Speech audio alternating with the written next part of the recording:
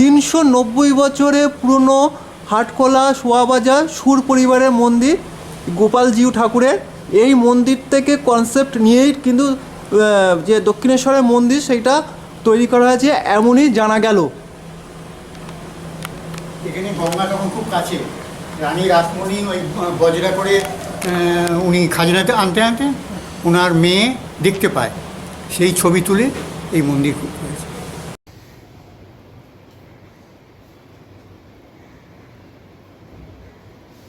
গোপাল আমাদের ছেলে মানুষ, আমাদের যা কিছু হয় গোপালের জন্য। আগে শিশুকে যেমন যত্ন করতে হয়, গোপালকেও শিশু থাকলে তাকে যত্ন করতে হয়। আমাদের প্রথম পুরুষ হচ্ছে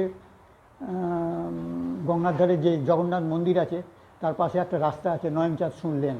আমরা নয়নচাঁদ সুরের বংশধর। এখন কত পুরুষ হলো সে হিসেব আমি বলতে পারবো না। সে আমার দাদা মারা গেছেন, বাবা ঠাকুমা ওনারাও মারা গেছেন, ওনারা সব জানতেন।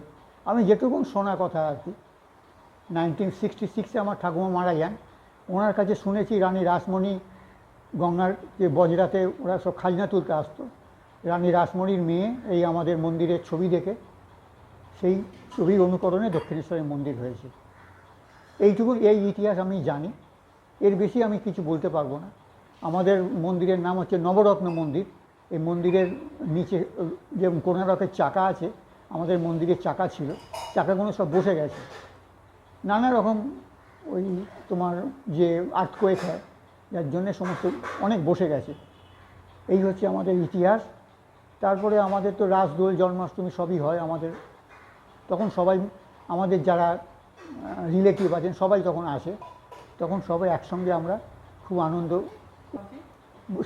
গোপালজিউ ঠাকুর, গোপালজিউ ঠাকুর 390 হবে, আনুমানিক 390 হবে। হ্যাঁ, এটা হেরিটেজ হয়ে গেছে এখন, কলকাতা হেরিটেজ কর্পোরেশন এটা হেরিটেজের আন্ডারে নিয়ে নিয়েছে।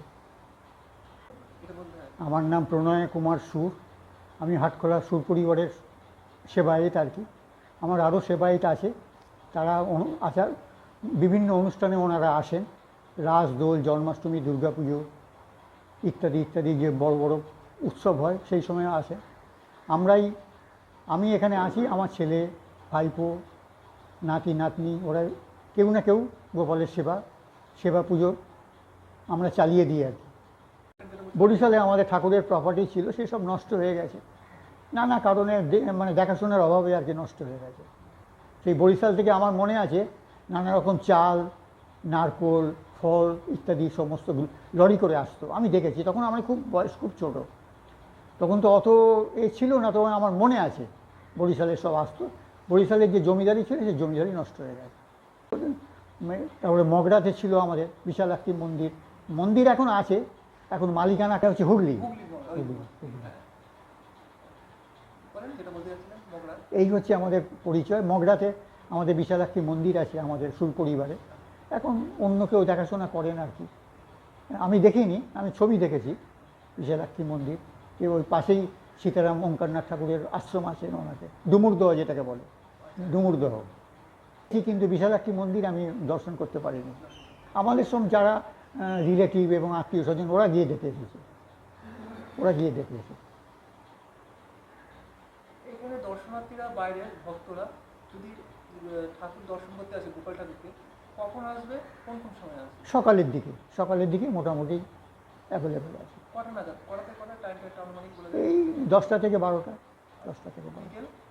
বিকেলে এই এখন একবেলাই পুজো হচ্ছে, এখন একবেলা পুজো হচ্ছে, একবেলা করেছে।